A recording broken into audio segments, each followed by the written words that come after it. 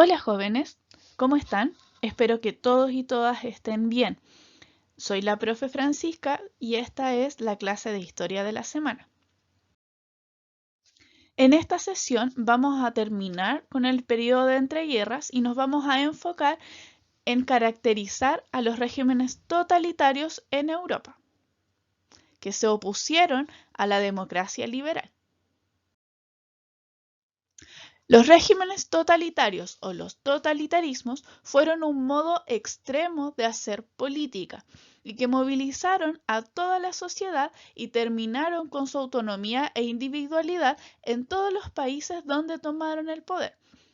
En esta clase vamos a caracterizar a los tres regímenes autoritarios y totalitarios del periodo que se concentran en Europa: el fascismo italiano, el nazismo alemán y el estalinismo soviético. Como revisamos unas clases atrás, las graves consecuencias sociales de la Gran Depresión trajo consigo el descontento de gran parte de las sociedades contra sus gobiernos, la mayoría de ellos democracias liberales, por su incapacidad de hacer frente de manera efectiva a la recesión económica.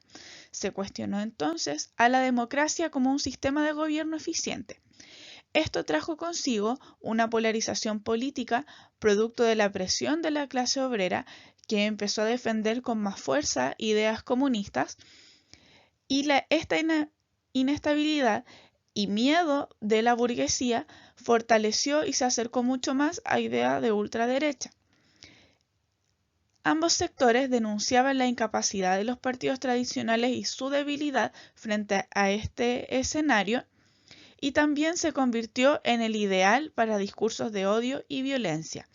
Este es el antecedente más importante que nos ayuda a entender por qué surgieron los totalitarismos y se fortalecieron tan rápido en las sociedades europeas. Los elementos constitutivos del totalitarismo son la ideología, el partido único, el dictador y el terror. La ideología totalitaria es la crítica radical a la situación existente y una guía para su transformación, que también es radical.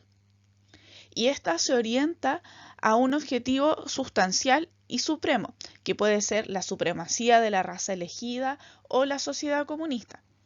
El partido único, animado por la ideología, se sobrepone a la organización del Estado, trastorna la autoridad y el comportamiento regular de las instituciones, de todos los grupos y las diversas actividades sociales. El dictador totalitario ejerce un poder absoluto sobre la organización del régimen y también sobre la ideología, de cuya interpretación y aplicación el dictador es el depositario exclusivo. El terror totalitario inhibe toda oposición y las críticas más débiles incluso, y genera coercitivamente la adhesión y el apoyo activo de las masas al régimen y al jefe personal. Este modelo es una adaptación del concepto del totalitarismo de Norberto Bobbio. Otras características de los regímenes totalitarios, como veíamos, es la existencia de un líder único que debe ser venerado como un padre, casi como de origen divino, y también un partido único. Otra de las características es un control de la vida privada y la pública por parte del Estado, y los miembros de este Estado están en constante vigilancia.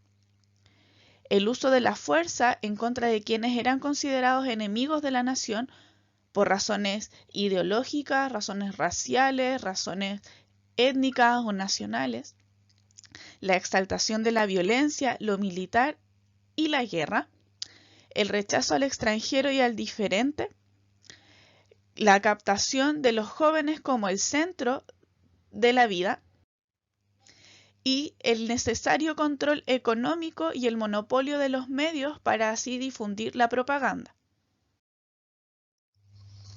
Ahora vamos a ver características generales de cada uno de ellos, pero va a ser a modo muy general. El fascismo italiano sitúa su ideal en un Estado todopoderoso, cuyos intereses deben prevalecer por encima de los intereses individuales. Para algunos, el fascismo italiano no encaja dentro de regímenes totalitarios, estas son algunas interpretaciones históricas, pues dejó ciertos flancos abiertos para la actuación, por ejemplo, de la Iglesia Católica.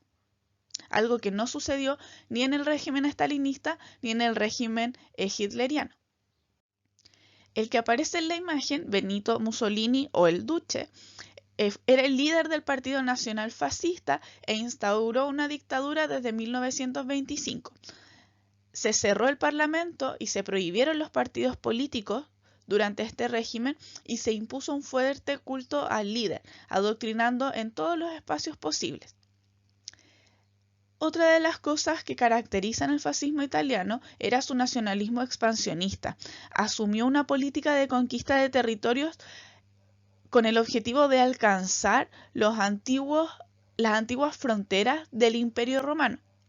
Había muchos guiños al Imperio Romano dentro de los simbolismos que usaba el fascismo.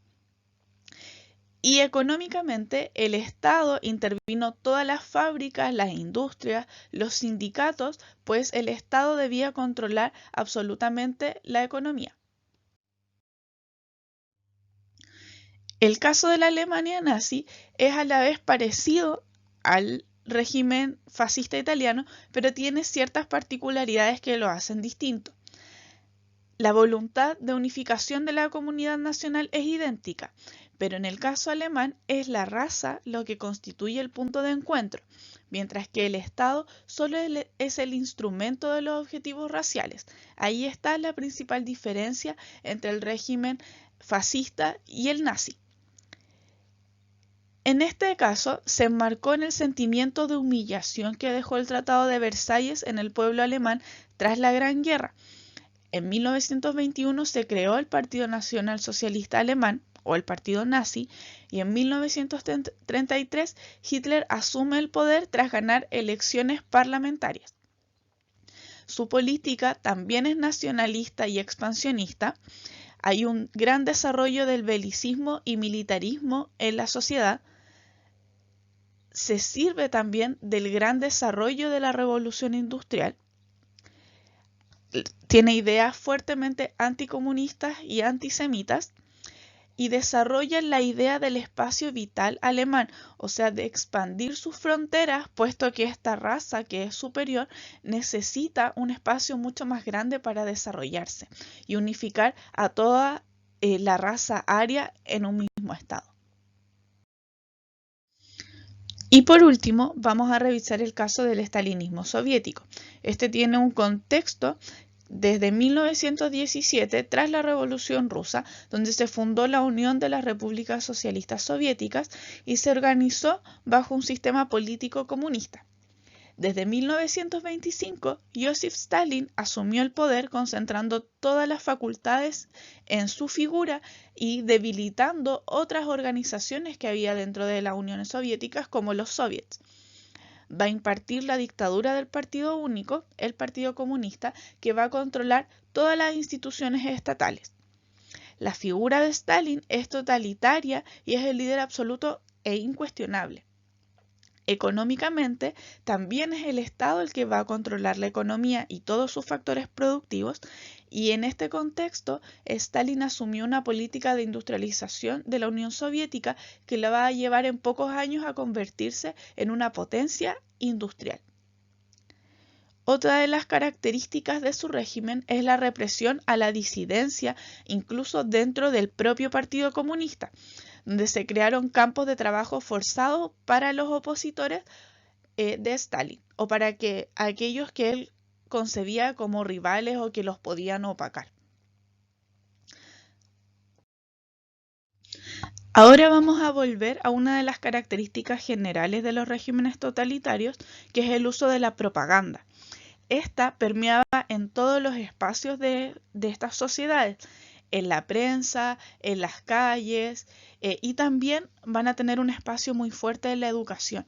Estas imágenes y estas ideas van a estar presentes en los libros de historia, dentro de los colegios, en cada sala. Y en este caso van a consagrar la figura del líder en este culto a su persona, donde podemos ver, por ejemplo, que la iluminación es un factor común en estas tres fotografías. Hay otras características que ustedes van a tener que analizar, pero eso es un trabajo en la actividad de la semana. Otro ejemplo es simplificar a un enemigo y hacerlo común, hacerlo de fácil comprensión y que éste sea temido entonces por toda la sociedad. Aquí tenemos el caso de dos propagandas italianas y por último una propaganda alemana. Y otro de los usos de la propaganda es el desprecio a sectores específicos de la sociedad. A través de esta se defendía el racismo y la superioridad étnica, como en la primera imagen. Hablaba de una limpieza de los individuos en esta sociedad y sus principales víctimas fueron los judíos, como es la segunda imagen, pero también alemanes que tenían algún tipo de condición o enfermedad física o mental. Bueno, jóvenes, esta ha sido la clase de la semana sobre los regímenes totalitarios que se produjeron en un contexto particular de desprecio a la democracia, la crisis económica y los discursos de odio hacia quienes consideraban diferentes y un obstáculo para el avance de la sociedad. Estas ideas de desprecio y violencia fueron llevadas a su máxima expresión durante la Segunda Guerra Mundial, que comenzaremos a trabajar la semana siguiente. Ahora les voy a explicar la actividad remota. La actividad remota de esta semana consta de dos ejercicios. En el primero, ustedes deben completar ese cuadro de comparación de los regímenes totalitarios donde tienen que identificar algunas características particulares de ellos, como el país donde se dieron lugar, el líder o el dictador que tuvo cada movimiento y algunas características particulares, 3 o 4 características de cada uno. Y en la última parte del cuadro ustedes tienen que anotar características comunes, o sea, elementos que los tres regímenes tuvieron por igual. Y en la segunda parte de esta actividad ustedes tienen que elegir una de las propagandas que aparecen en las diapositivas anteriores, por eso cada una tiene un número, y tienen que describir lo que aparece en la imagen, identificar cuál es el mensaje que entregaba esta y qué objetivo cumplía o intentaba cumplir esta propaganda, o sea, para qué estaba hecha y para qué se mostraba. ¿Ok?